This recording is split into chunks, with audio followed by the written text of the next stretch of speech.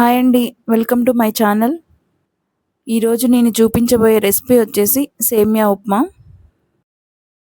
ముందుగా ఒక ప్యాన్లో ఒక స్పూన్ ఆయిల్ తీసుకొని 1.5 గ్లాస్ వరకు సేమియాని తీసుకొని ఫ్రై చేసుకోవాలి.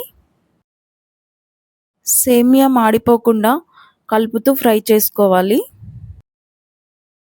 మరీ ఎక్కువసేపు ఫ్రై చేయాల్సిన అవసరం లేదండి, కాసేపు చేస్తే సరిపోతుంది.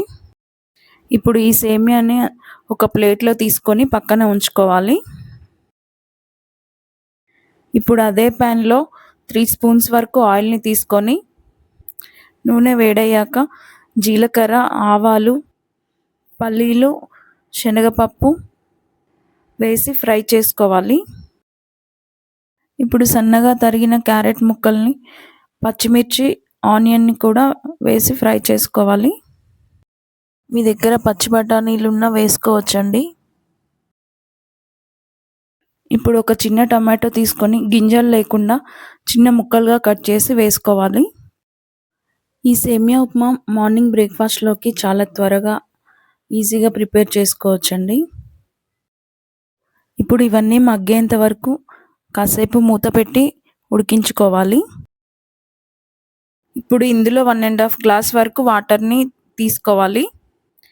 1.5 గ్లాస్ సేమియాకి 1.5 గ్లాస్ వాటర్ పడుతుందండి. ఇప్పుడు ఇందులో ఉప్పు వేసి ఈ నీళ్ళని బాగా మరిగించుకోవాలి. ఈ కొలతలతో చేస్తే సేమియా ఉప్మా పొడి పొడిగా వస్తుందండి. ఇప్పుడు ఇందులో ముందుగా ఫ్రై చేసి పక్కన ఉంచుకున్న సేమియాని కూడా వేసుకొని మొత్తం అంతా కలిసేలాగా ఒకసారి కలుపుకొని మూత పెట్టుకొని ఉడికించుకోవాలి. 10 నిమిషాల్లో ఈ ఉప్మా రెడీ అయిపోతుందండి. చాలా ఈజీ, త్వరగా ప్రిపేర్ చేసుకోవచ్చు.